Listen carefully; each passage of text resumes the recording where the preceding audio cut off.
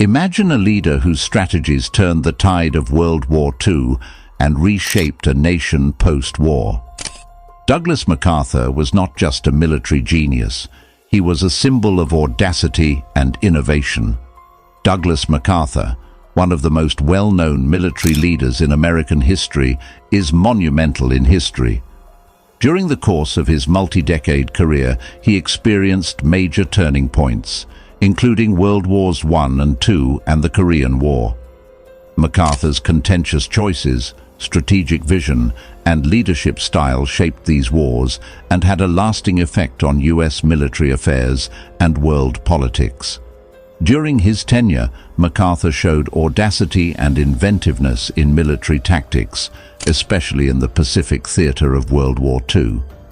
His spearheading of the island-hopping campaign and pivotal triumphs like the Battle of Midway made a substantial contribution to the ultimate Allied triumph in the Pacific.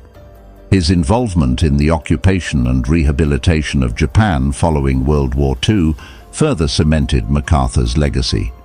He carried out extensive changes as Supreme Commander for the Allied powers, turning Japan into a stable democracy and a major economic force. In the years following World War II, his government had a profound effect on both international relations and Japanese society. MacArthur's career did not, however, come without controversy. President Truman fired him as a result of his strategic choices made during the Korean War, which included supporting aggressive tactics against China and creating difficulties with civilian leadership. Despite this setback, MacArthur's influence on leadership and military strategy continued long after his retirement. To fully understand MacArthur's legacy, we must consider both his achievements and controversies. His legacy serves as a testament to the difficulties of military leadership and the long-lasting influence of individuals on the path of history. MacArthur is still a subject of discussion and analysis, representing both the difficulties of using military might internationally and the strength of the American military. Born on January 26, 1880, in Little Rock, Arkansas, Douglas MacArthur hailed from a distinguished military family.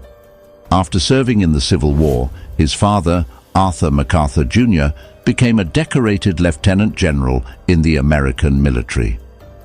Young Douglas was greatly impacted by Arthur's illustrious military career, which also gave him a feeling of honor and obligation to serve his nation. Mary Pinckney Hardy MacArthur, MacArthur's mother, was descended from a well-to-do Virginia family with close roots in the Confederate South. Her social networks and well-educated upbringing gave Douglas lifetime access to powerful people.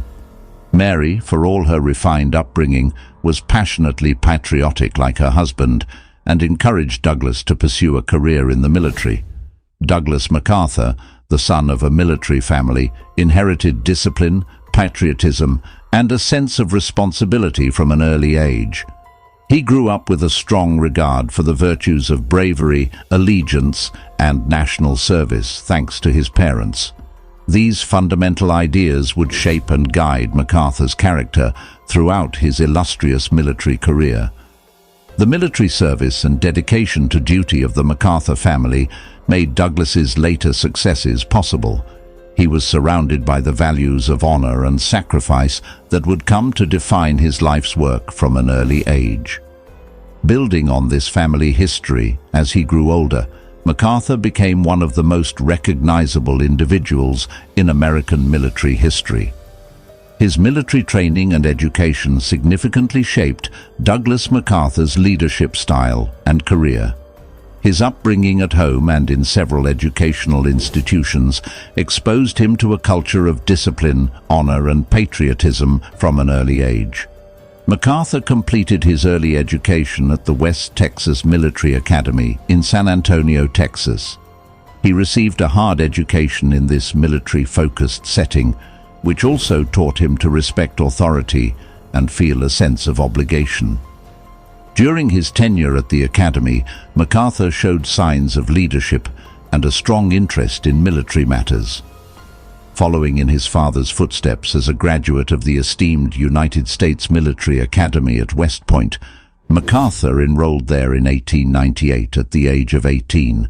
MacArthur was a standout student at West Point who also showed leadership qualities.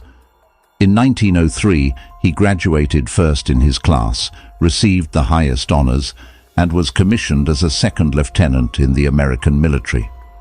MacArthur's military education continued as he assumed several army positions and received additional training in military tactics and strategy. He gained invaluable experience and developed his leadership abilities while serving in a variety of capacities, such as infantry officer and military teacher. MacArthur's military upbringing throughout his formative years established in him a strong sense of responsibility, discipline, and commitment to service. His experience and education at West Point equipped him for the difficulties he would encounter in his role as a military thinker and commander. MacArthur's early military experiences shaped his values, ethics, and leadership philosophy, laying the groundwork for his famous career. He would use these early years as a springboard as he advanced through the ranks, helping him navigate the difficult problems of international diplomacy and warfare. Influential people and formative events combined to create a perspective that impacted Douglas MacArthur's temperament and leadership approach. As the son of a prominent military family, MacArthur was instilled with a strong sense of duty, honor, and patriotism from a young age. Arthur MacArthur Jr., his father, was a decorated Civil War warrior who subsequently served as a U.S. Lieutenant General. The Army greatly influenced Douglas, instilling in him a deep respect for the armed forces and their customs. Mary Pinckney Hardy MacArthur, MacArthur's mother, had an impact on his upbringing as well. Her social standing and affluent upbringing gave him access to powerful circles. Although MacArthur's parents came from different backgrounds, they instilled in their son a strong sense of patriotism and a dedication to public service.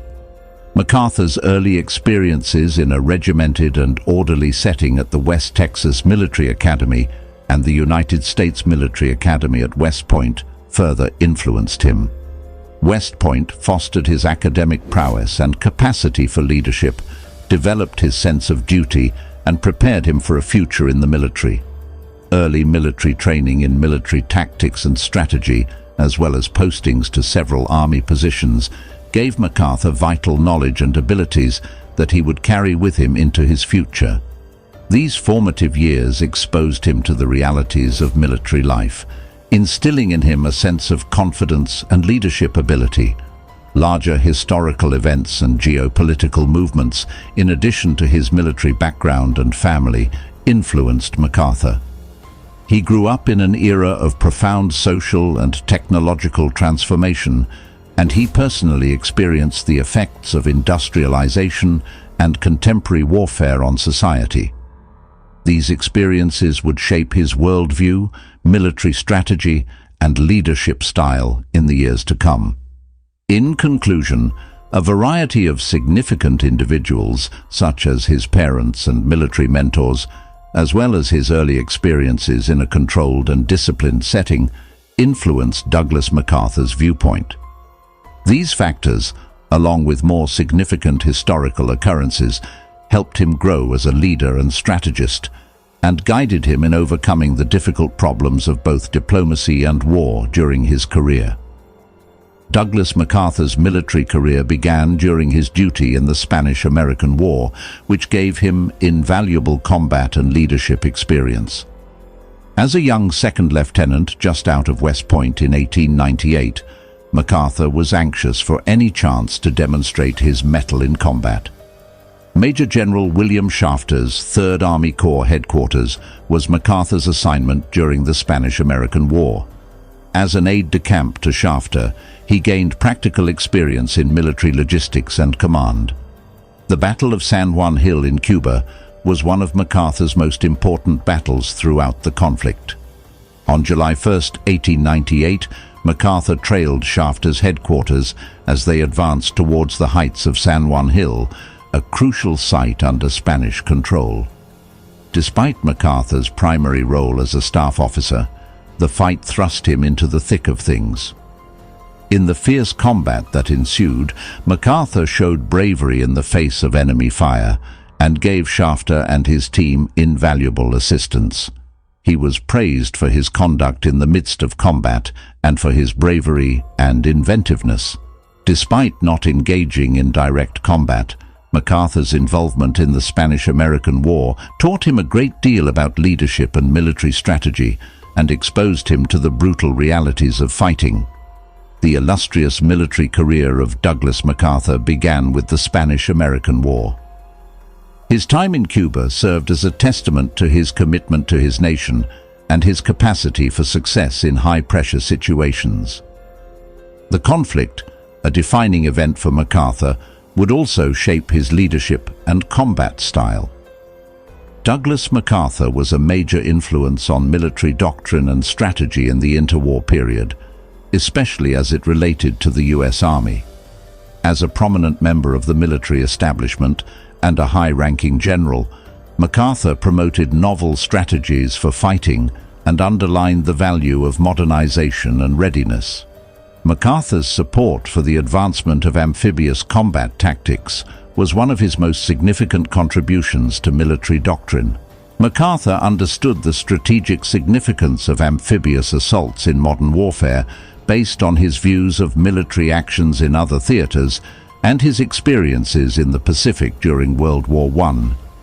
In order to conduct effective amphibious landings and build the foundation for subsequent operations in World War II, he underlined the necessity for specific training, gear, and coordination.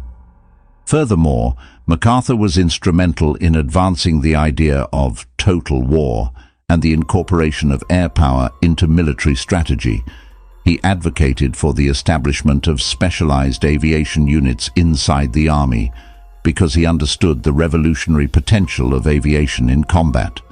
MacArthur's foresight facilitated the formation of the United States Army Air Corps, which would subsequently transform into the United States Air Force and advance the development of strategic bombing capability. In addition, MacArthur was a strong supporter of the Army's modernization and professionalization. He underlined that in order to be ready for future conflicts, one must prioritize education, training, and technical innovation. Under his direction, the Army brought about reforms to raise the general level of force readiness, modernize military theory texts, and strengthen officer training programs.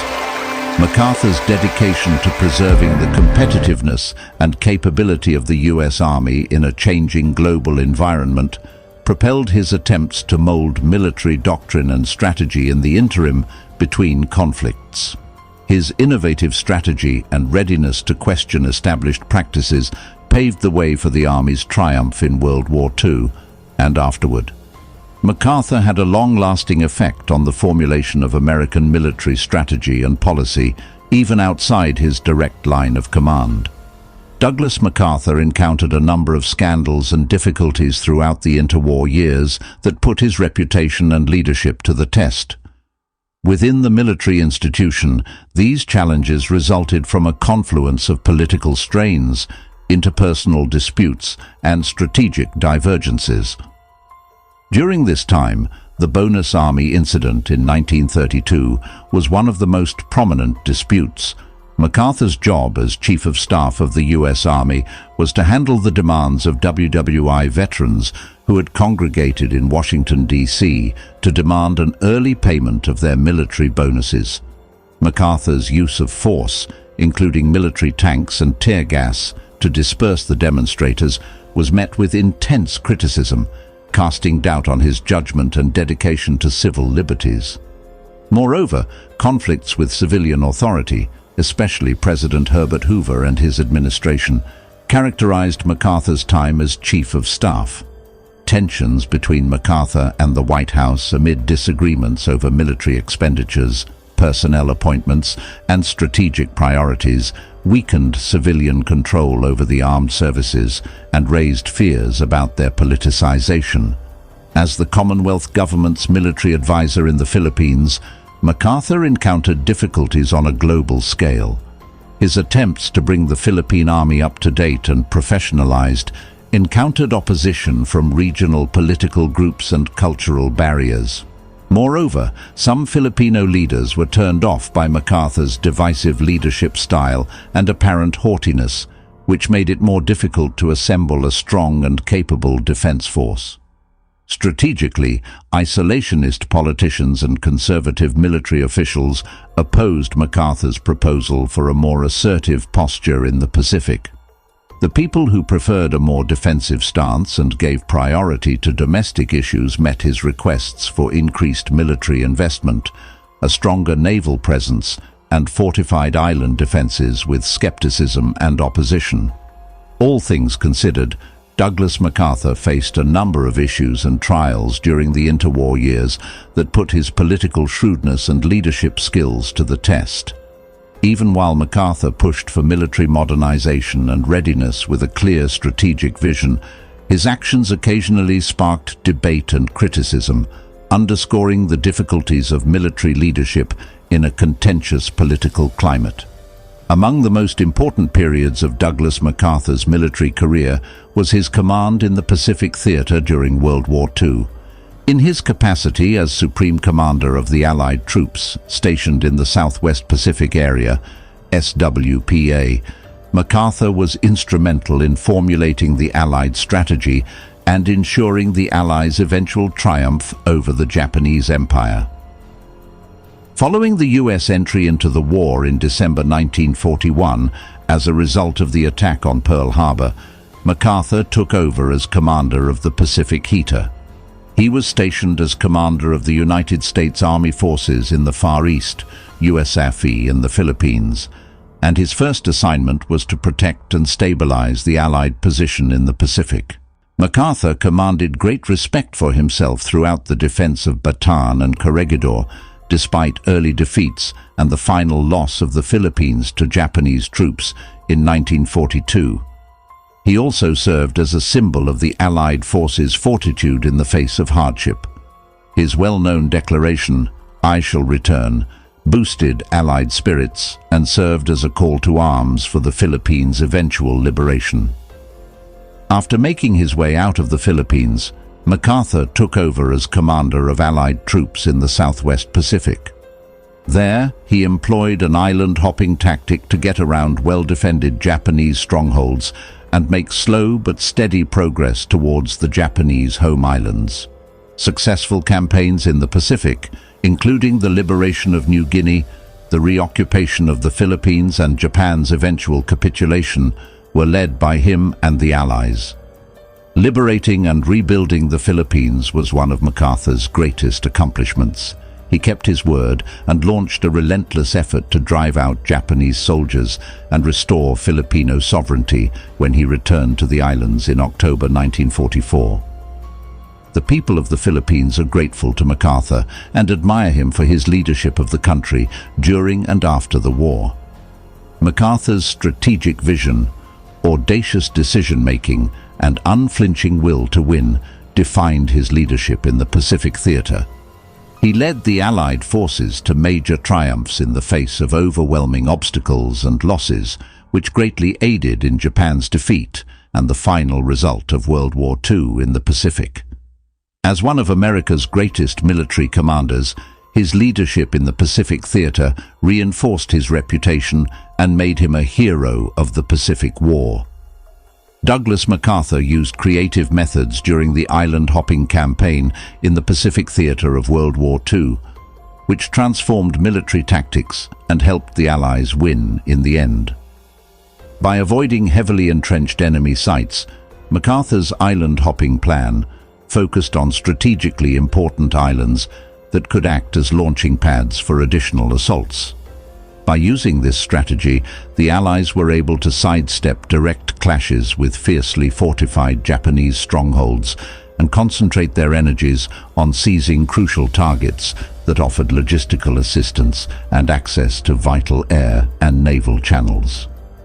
To take control of enemy-held islands, amphibious assaults were one of the main innovations of the island-hopping campaign. MacArthur understood the value of amphibious warfare in establishing advanced bases for upcoming operations and obtaining a footing in the Pacific. He oversaw the Allied forces' multiple successful amphibious landings, many of which took place in the face of fierce enemy fire and showed their agility and flexibility in difficult situations. Throughout the island-hopping campaign, MacArthur repeatedly underlined the value of air and naval power in assisting ground operations.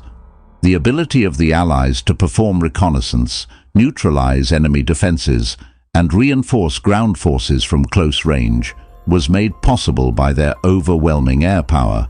Battleships, aircraft carriers, and amphibious landing craft were among the naval capabilities that made it easier to transport troops and supplies between islands and supplied vital fire support for amphibious assaults. In addition, MacArthur used creative logistical techniques to keep Allied forces going as they advanced across the Pacific. Building airfields, supply depots, and other infrastructure on seized islands was his top priority in order to sustain continuing operations and enable the quick deployment of soldiers and equipment. The island-hopping campaign needed to continue, and these logistical measures were crucial to keeping Allied soldiers stocked and prepared for battle. All things considered, Douglas MacArthur's island-hopping method was a daring deviation from conventional military strategy and emphasized the significance of adaptability, initiative, and prompt action in contemporary combat. MacArthur and his men were able to steadily move across the Pacific, getting closer to Japan with each successful battle by taking advantage of enemy weaknesses and utilizing Allied strengths.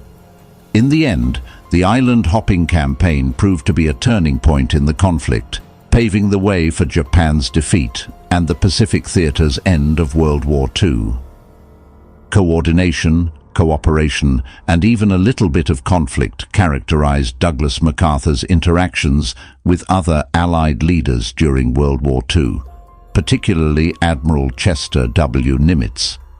MacArthur collaborated closely with Nimitz, who oversaw the Pacific Ocean areas, POA, as Commander-in-Chief of the U.S. Pacific Fleet, while serving as Supreme Commander of Allied troops in the Southwest Pacific Area, SWPA.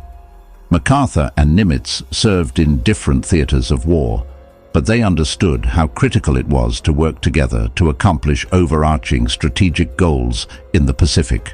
They collaborated on combined operations and kept in close contact, especially throughout important battles like the liberation of the Philippines and the Battle of Leyte Gulf. Nimitz and MacArthur respected one another's skills and contributions to the war effort. Both were seasoned military officers with a wealth of knowledge in amphibious and naval operations. They were also aware of the difficulties and nuances involved in waging war across the huge Pacific theater. But there were conflicts and tensions in their relationship as well. Disparities in operational and strategic priorities were one cause of contention. In order to advance through the islands of the Southwest Pacific and eventually reach the Philippines and Japan, MacArthur advocated a more aggressive and ambitious strategy. Nimitz, on the other hand, took a more measured and systematic strategy, giving first priority to securing important strategic targets like the Mariana Islands and the Gilbert and Marshall Islands. Conflicts over the distribution of resources and the scheduling of cooperative operations occasionally resulted from these strategic disparities. Nimitz and MacArthur occasionally disagreed over MacArthur's demands for resources to assist his island-hopping operation, as Nimitz had other objectives in the Central Pacific. In spite of these differences, both commanders understood that in order to accomplish the broader Allied goals in the Pacific, they needed to continue working together and supporting one another's activities. Overall, there was a mix of coordination, cooperation, and sometimes conflict in Douglas MacArthur's relationship with Admiral Chester Nimitz. Despite their differing strategic approaches and operational priorities, they collaborated to coordinate Allied efforts in the Pacific and ultimately aid in Japan's defeat in World War II. Their partnership reflected the intricacies of Allied command relationships and the difficulties of waging war across great distances and varied theaters of operation. During World War II, the engagements of Midway and the Philippines campaign had great strategic significance and served as turning moments in the war, especially in the Pacific theater. Between June 4 and June 7, 1942, the United States and Japan engaged in a pivotal naval battle known as the Battle of Midway. It happened 6 months after the attack on Pearl Harbor and is frequently cited as the Pacific War's turning point. The American victory at Midway not only stopped Japan's expansion in the Pacific, but also severely damaged its naval might and strategic objectives. The Battle of Midway was significant because of a number of important aspects. First of all, it was the Imperial Japanese Navy's, IJN's, first significant loss of the Pacific War. Japan's carrier fleet was badly crippled, and its offensive capabilities were reduced due to the destruction of 4 Japanese aircraft carriers and the loss of experienced airmen. Second, the United States gained an advantage in the balance of naval strength following the Battle of Midway. The Americans acquired a strategic edge in the Pacific by taking out Japan's carrier fleet and sinking many ships, which enabled them to launch offensives and assume command of later engagements. Thirdly, by proving that Japan was not unbeatable and that victory in the Pacific was possible, the Battle of Midway raised American spirits and confidence. The American war effort was revitalized by the stunning victory at Midway, which also gave the country and its allies a much-needed morale boost. Another significant Pacific War theater was the Philippines campaign, which saw several clashes and engagements between American and Japanese forces between 1944 and 1945. Retaking the Philippines, which the Japanese had occupied after routing American and Filipino forces in 1942, was the campaign's goal. The Philippines campaign was significant because it was both strategically and symbolically significant. Douglas MacArthur saw personal significance in the war because it realized his dream of returning to the Philippines and freeing the islands from Japanese rule. The triumphant retake of the Philippines strengthened the spirits of the Allies and showcased the tenacity and will of the American and Filipino armed forces. In addition, the Philippines campaign severely damaged Japanese prestige and their strategic location in the Pacific. Japan lost facilities and resources in the Philippines, which made it harder for them to fend off Allied assaults and hastened its downfall. To summarize, the strategic importance, symbolic significance, and role in the eventual Allied triumph in the Pacific made battles like Midway and the Philippines campaign monumental throughout World War II. These engagements emphasized the value of naval and amphibious operations and showed the Allied troops' tenacity and resolve in the face of difficulty. Douglas MacArthur encountered a number of disputes and critiques during the Second World War's Pacific campaign from both civilian and military leadership. These disagreements, which often eclipsed MacArthur's successes in the theater, were the result of personal clashes, operational defeats, and strategic disagreements. MacArthur's defense of the Philippines in the early stages of the war was one of the key points of contention. Warnings of an impending Japanese onslaught caught MacArthur's command off guard, allowing Japanese forces to quickly conquer the Philippines in 1942. Some people criticized MacArthur for his retreat to the Bataan Peninsula and his subsequent evacuation from Corregidor, believing it to be a sign of a lack of readiness and leadership. MacArthur's apparent haughtiness and leadership style, which turned off some of his subordinates and fellow commanders, were another point of contention.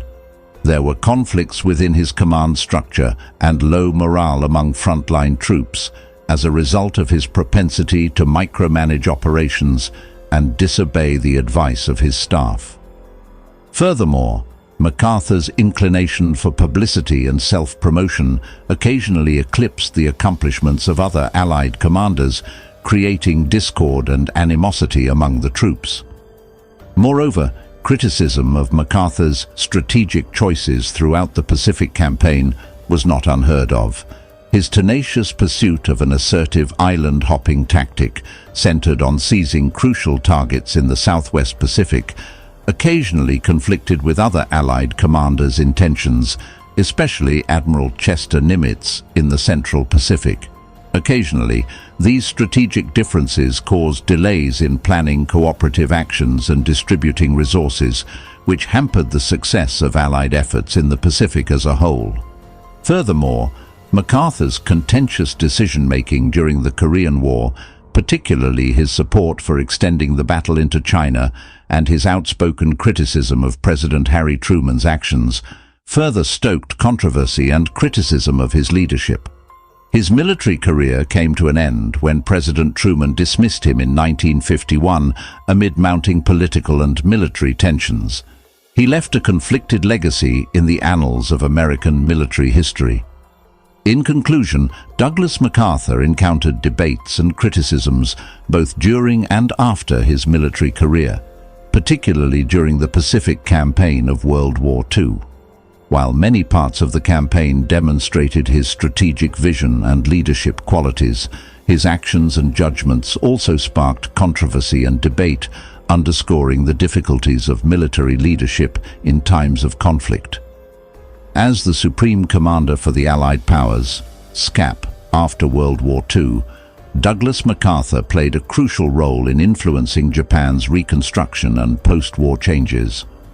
As SCAP, MacArthur oversaw an extensive program of democratization, demilitarization and reform, while exerting hitherto unheard-of power and influence over Japan's political, economic, and social institutions.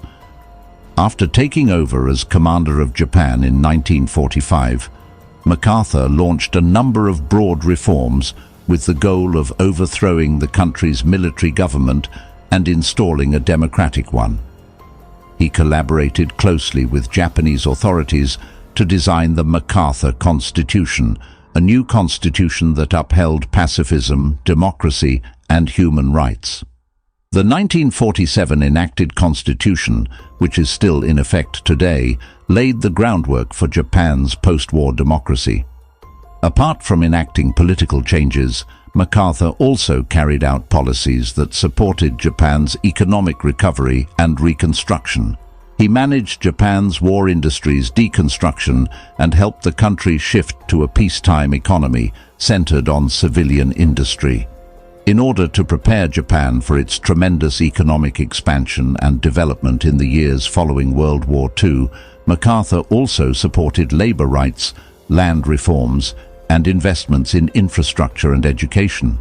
In addition, MacArthur was instrumental in fostering mutual understanding and collaboration between Japan and the Allies, especially the United States. He was in favor of initiatives to mend diplomatic and commercial ties with Japan's erstwhile foes in order to facilitate its reunification with the world community. With MacArthur's assistance, Japan was able to change from a vanquished adversary to a respected friend and partner in the post-war world. MacArthur's time as SCAP wasn't without controversy, though. Critics charged that he suppressed opposition and imposed dictatorial control over Japan's administration, especially in the early years of the occupation. His choice to preserve the monarchy as a symbol of continuity and shield Emperor Hirohito from trial for war crimes also generated discussion and controversy, both within and outside of Japan. In spite of these disputes, Japan and the larger Asia-Pacific area benefited greatly from Douglas MacArthur's tenure as Supreme Commander of the Allied Powers. His foresight, tenacity, and commitment to democratic values shaped Japan's post-war character and course and laid the foundation for its eventual rise to prosperity and peace in the decades that followed. Douglas MacArthur, as Supreme Commander for the Allied Powers, SCAP, carried out a number of post-World War II policies in Japan that significantly influenced the nation's post-war growth. To democratize Japan and install a democratically run government was one of MacArthur's main goals. In order to accomplish this, he directed the creation of a new constitution, which came into effect in 1947. The constitution, often known as the MacArthur Constitution, established a number of far-reaching changes, such as the creation of a parliamentary system, the defense of individual rights, and the rejection of using force to resolve international conflicts. This constitution, which is still in effect today, laid the groundwork for Japan's contemporary democracy. MacArthur enacted policies to demilitarize Japan and advance regional peace and stability, in addition to political changes. In essence, he ended Japan's strong militarism and turned it into a pacifist country by disbanding its armed forces and placing stringent restrictions on its capacity to rearm. Japan was able to redirect its resources from military expansion to the reconstruction of its economy and society as a result of this change. Additionally, MacArthur was instrumental in advancing Japan's economic recovery and reconstruction. He put into effect measures including labor rights, land reforms, and investments in infrastructure and education with the goal of reviving Japan's economy after the war. These policies aided in boosting economic expansion and set the stage for Japan's remarkable post-war economic recovery, which saw the nation rise to prominence among the industrial and economic powers of the globe. Moreover, MacArthur's policies gave collaboration and reconciliation with Japan's erstwhile enemies, especially the United States, first priority.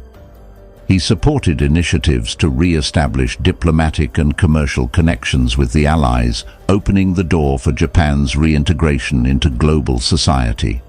MacArthur's emphasis on reconciliation laid the foundation for Japan's rise as a reliable ally and partner in the post-war world, while also promoting stability and collaboration in the Asia-Pacific area. In general, Douglas MacArthur's actions in Japan had a revolutionary effect on the post-war growth of the nation. His dedication to democracy, peace, and economic growth laid the groundwork for Japan's incredible comeback and ascent to prominence in the world economy. In Japan, MacArthur's legacy endures because it represents the people's will and tenacity in overcoming the devastation of war and creating a better future for both themselves and the rest of the globe. Following World War II, Douglas MacArthur's occupation left a lasting and significant impact on Japanese society, reshaping the nation's political, economic, and social environment for many years to come. His contribution to the democratization of Japan and the establishment of a liberal democratic political system is among the most important facets of MacArthur's legacy. Japan ratified a new constitution in 1947 under his direction. Known popularly as the MacArthur Constitution, it upheld pacifist, democratic, and human rights values. This constitution, which still serves as a symbol of Japan's dedication to freedom, peace, and the rule of law, laid the groundwork for the nation's current democratic governance. Furthermore, MacArthur's occupation policies placed a strong emphasis on the value of rapprochement and collaboration with Japan's erstwhile foes, especially the United States. He supported initiatives to re-establish diplomatic and commercial connections with the Allies, opening the door for Japan's reintegration into global society. This emphasis on reconciliation laid the foundation for Japan's rise as a reliable friend and partner in the post-war world, while also promoting stability and collaboration in the Asia-Pacific area. Apart from implementing political changes, MacArthur was instrumental in advancing Japan's economic recuperation and rebuilding. He put into effect measures including labor rights, land reforms, and investments in infrastructure and education with the goal of reviving Japan's economy after the war. These policies aided in boosting economic expansion and set the stage for Japan's remarkable post-war economic recovery, which saw the nation rise to prominence among the industrial and economic powers of the globe. Moreover, MacArthur had a profound impact on Japanese institutions, morals, and national identity, as well as on society and culture. His dedication to democratic values, individual liberties, and the pursuit of peace shaped Japan's post-war culture and encouraged the country's will to overcome the hardships of war and reconstruct itself. All things considered, the occupation's legacy and Douglas MacArthur's imprint on Japanese society endure, signifying the revolutionary effect of his leadership on the country's post-war growth. His vision, principles, and dedication to democracy and peace continue to shape Japan's character as a modern, rich, and democratic country in the 21st century. A pivotal point in the Korean War and a noteworthy chapter in his military career was his leadership of the United Nations (UN) forces during the battle. The invasion of South Korea by North Korean forces prompted international involvement to halt the war, prompting MacArthur's appointment as the Supreme Commander of the United Nations forces in Korea in July 1950. UN troops, led by MacArthur, mounted a series of audacious and forceful counteroffensives, culminating in the historic amphibious landing at Incheon in September 1950. This triumphant operation, which successfully severed North Korea's supply routes and drove the enemy army into retreat, significantly changed the war's trajectory, enabling UN forces to advance well into North Korean territory. During the early phases of the Korean War, MacArthur led his forces to decisive victories and swift gains, but he had more in mind than just fending off the North Korean attack. In order to achieve a complete victory, MacArthur argued for the audacious plan of freeing North Korea and uniting the Korean peninsula under a democratic government.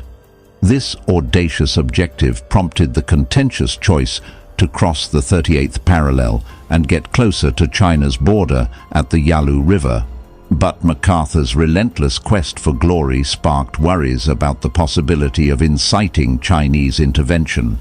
Despite Washington's warnings, MacArthur persisted in his onslaught, believing that China would either not interfere or easily counter any Chinese intervention. But MacArthur was mistaken, and Chinese forces mounted a powerful counteroffensive in late 1950, forcing UN forces back across the 38th parallel. The Chinese incursion caught MacArthur and his command off guard, leading to a swift turn of events and a violent standoff along the Korean peninsula. As a result of MacArthur's outspoken criticism of the Truman administration's war policy and his determination to pursue a triumph over China, tensions in Washington between the general and civilian leadership grew. President Harry Truman finally removed MacArthur from office in April 1951 due to his disobedience and misgivings about the conduct of the war. In conclusion, controversy and, in the end, Douglas MacArthur's departure marred his leadership of the UN forces in Korea. However, he also showed courage, aggression, and strategic vision. Although his aggressive tactics and lofty objectives caused difficulties with civilian leadership and finally resulted in a dramatic end to his command, his leadership did play a part in the conflict's early victories. Arguments centered on Douglas MacArthur's aggressive quest for victory and his underestimate of the possibility of Chinese participation during the Korean War, especially as it related to China. A primary source of controversy arose from MacArthur's choice to cross the 38th parallel and go closer to the Chinese border. MacArthur persisted in his confidence that China would not intervene or that any Chinese action could be easily repelled, despite warnings from Washington about the danger of inciting Chinese intervention. He maintained that the only way to win by a wide margin was to invade North Korea and unite the Korean peninsula under a democratic government. But MacArthur's presumptions turned out to be gravely incorrect. Chinese forces launched a strong counter-offensive in late 1950 that forced UN forces to retreat across the 38th parallel after catching them off guard. The UN forces suffered severe losses as a result of the unexpected and massive Chinese incursion, which also changed the course of the battle and resulted in a violent standoff. The militaristic MacArthur and his contempt for the possible repercussions of inciting China alarmed civilian authorities in Washington. President Harry Truman and his advisors started to grow more and more concerned about MacArthur's belligerent demeanor and his disregard for their cautions over the potential consequences of intensifying the battle. MacArthur's open criticism of the Truman administration's war policy in his letters and public remarks further heightened tensions between the general and civilian leadership. His demands that the war be extended to China and that nuclear weapons be used to win the war ran counter to Truman's attempts to keep the fighting contained and prevent it from becoming more extensive. In the end, these disputes influenced Truman's choice to remove MacArthur from command in April 1951. A major turning point in the Korean War was MacArthur's removal, which also demonstrated the value of civilian authority over the armed forces in democracies. To summarize, the disputes pertaining to Douglas MacArthur's strategic choices made during the Korean War, specifically with respect to China, revolved around his assertive quest for triumph, his misjudgment of the possibility of Chinese involvement, and his combative demeanor towards civilian leadership in Washington. These controversies ultimately led to his dismissal, highlighting the challenges of military leadership in a democratic setting. President Harry Truman's firing of Douglas MacArthur in April 1951 was a historic development in American history that had a huge impact on politics both at home and abroad. After months of growing hostilities between the military and civilian leadership over strategic differences and disobedience, Truman decided to remove MacArthur from command. Relationship tensions between MacArthur and the government stemmed from his strong pursuit of victory in the Korean War, his support for extending the fighting into China, and his outspoken criticism of Truman's war tactics.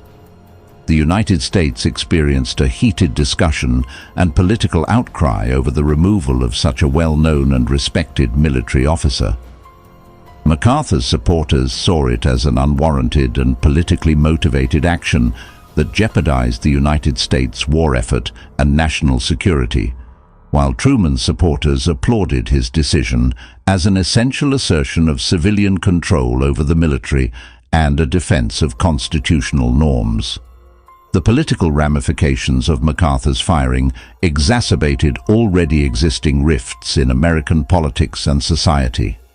Conservatives and isolationists accused Truman of being weak in the face of communist aggression and of mishandling the Korean War.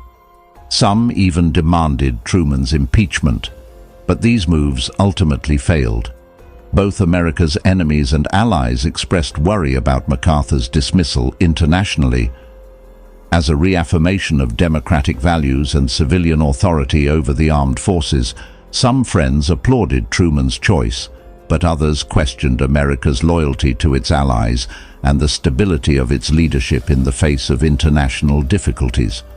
Moreover, MacArthur's removal affected America's larger foreign policy goals as well as the current Korean War. Truman aimed to reduce hostilities and seek a diplomatic solution to conclude the conflict, but MacArthur's dismissal brought to light the difficulties in handling military leadership and strategic choice-making in a democratic democracy. Douglas MacArthur returned to the United States with heroism after his discharge, receiving widespread praise and respect for his leadership and service. MacArthur was a highly regarded figure in American history who continued to influence military and political matters until his death in 1964, notwithstanding the turmoil surrounding his resignation.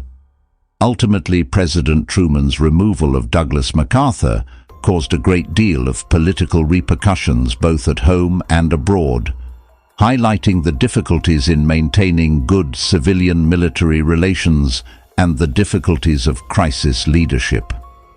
Douglas MacArthur left the military and entered the private sector after President Harry Truman fired him in April 1951.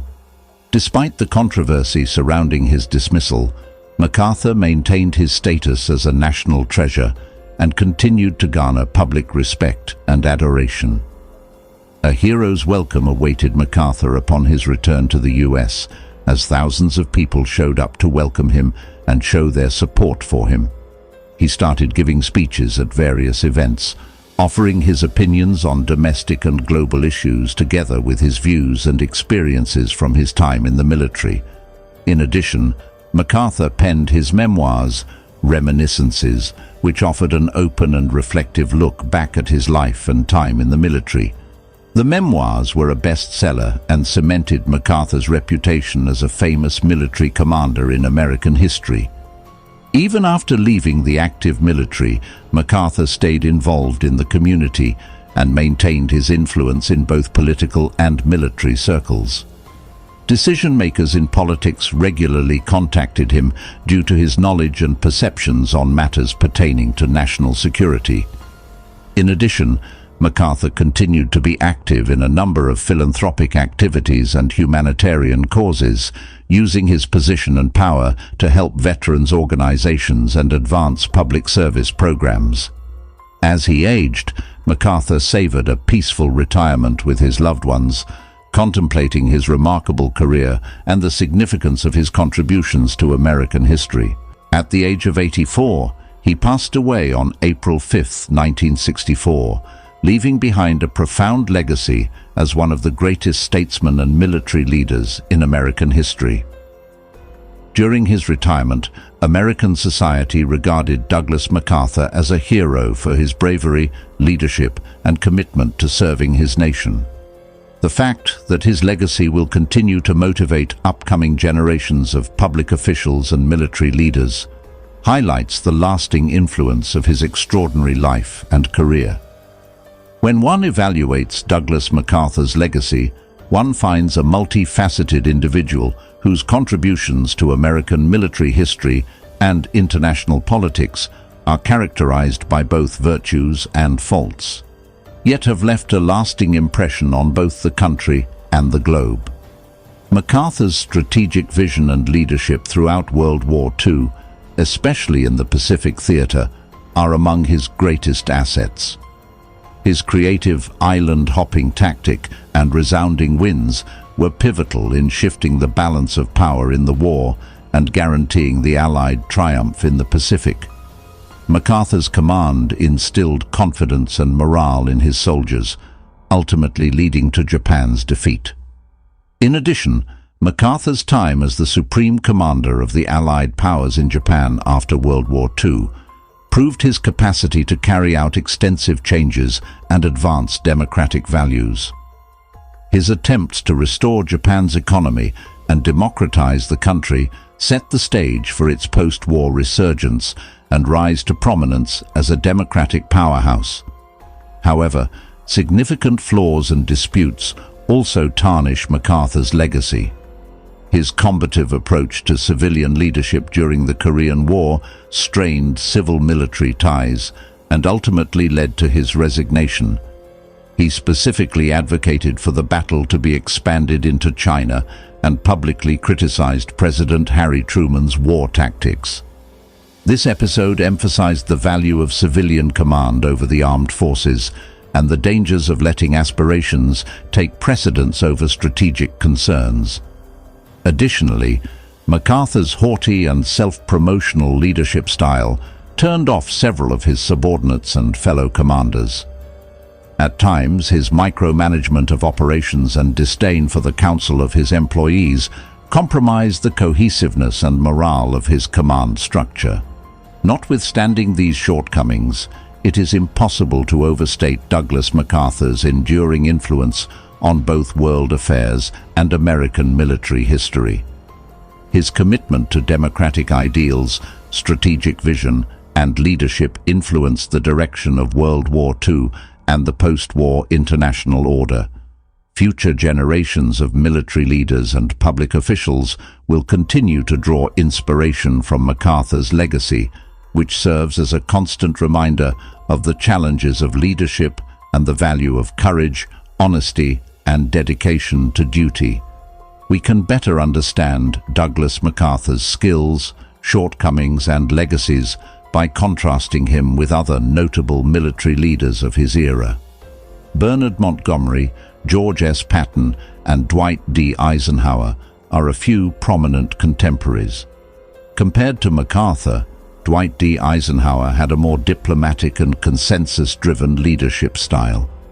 Eisenhower is most recognized for his roles as Supreme Commander of the Allied Expeditionary Force during World War II and as President of the United States.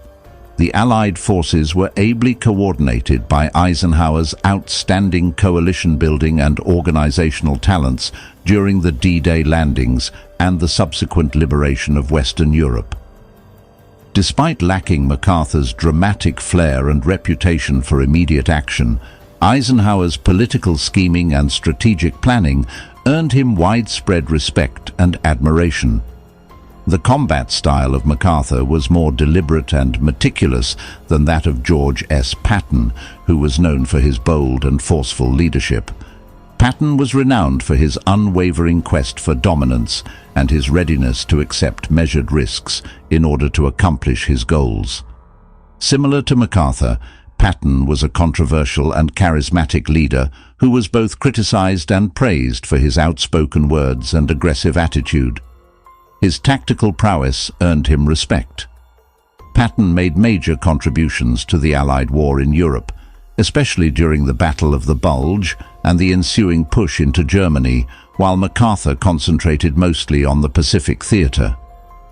In terms of strategic vision and resolve, MacArthur and Bernard Montgomery, the British field marshals who led Allied forces in North Africa and Europe during World War II, had several things in common. Montgomery was renowned for his methodical and cautious approach to combat, placing a strong emphasis on careful planning and preparation. Although Montgomery lacked MacArthur's showmanship and personality, he was renowned for his ability to use well-planned combined arms tactics to produce victory.